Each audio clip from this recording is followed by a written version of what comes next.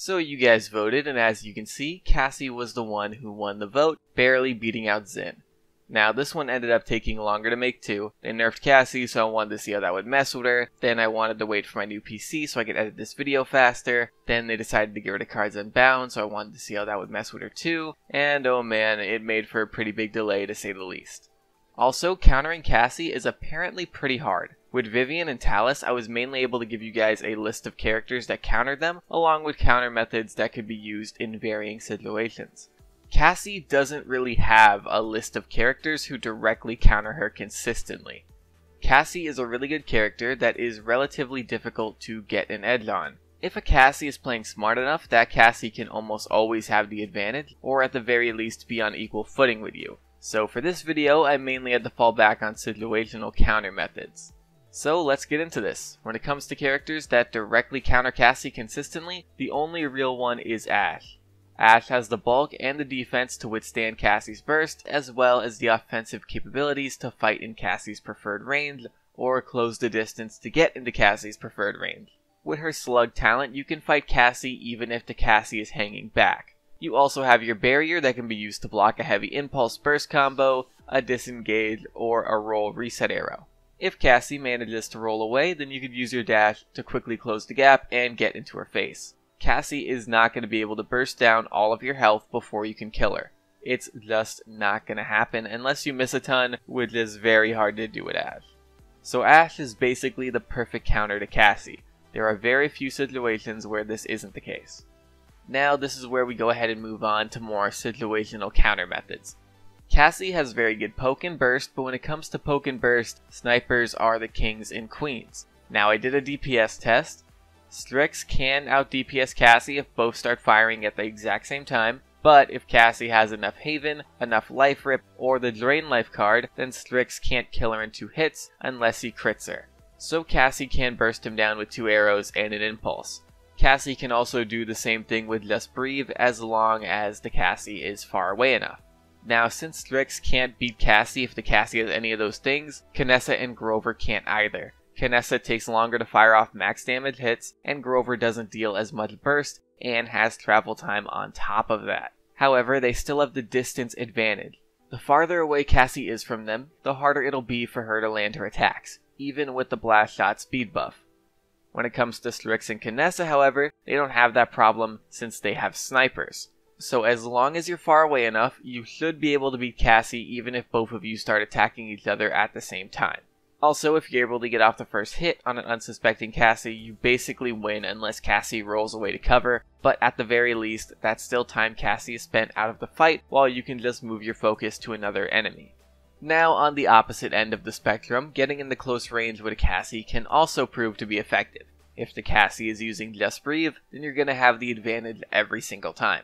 All you have to worry about is safely getting close enough, because if Cassie sees you coming, you're going to take a heavy hit from her arrows and either die or be forced to fall back. So it's important to take into account where Cassie is attacking from and use the environment to safely get to her without being spotted.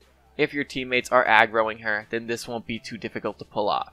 Once you get something like a Talus on her, it's over for her. Now, however, if the Cassie is using Impulse, this can become pretty tricky. Because with the Impulse Burst combo, any character that excels at close range will be almost instantly bursted down by her. For most characters, you're going to have to wait until Cassie uses the Impulse and then immediately attack her after that. As long as her Impulse doesn't hit 2 or more of your teammates, then Cassie won't get the reset on it and you'll be able to safely kill her. Some characters can bait out and block the Impulse though. If you're with a tank, then they could block the hits with their barrier or even their bodies and make it easy for you to advance on the Cassie. But this isn't always something that's going to get coordinated unless you're in a party. So when it comes to baiting out the Impulse and taking her on at close range alone, there are a few flanks that can do this.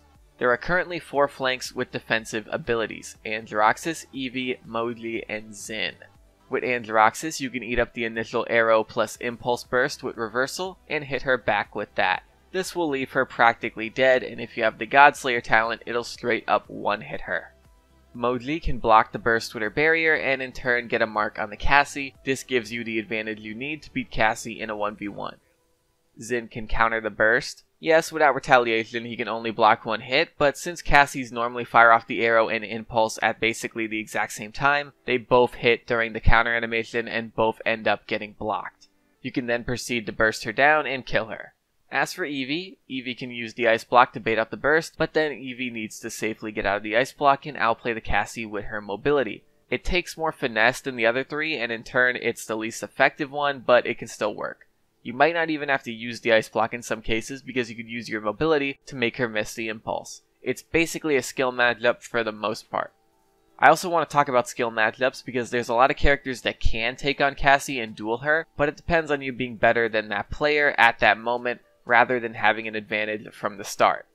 Like Leon, for example. It really depends on who misses or lands their presence and impulse as well as their auto attacks. But again, that's a duel, not a counter. Going back to counters, I want to talk about silences and cripples, because these hurt Cassie quite a bit, since a big part about her is her roll and her roll resets. If you have her crippled and silenced, then Cassie will be easy pickings for you and your teammates. For the smaller duration silences or cripples, it's best to hit her with them when she's about 2/3 of her health, because that stops her from using her roll reset from her somersault card. Players normally only run 2 or 3 points in it after all, so that's about the health range you want to look at. If you have a long duration one, then go ahead and use it at the start.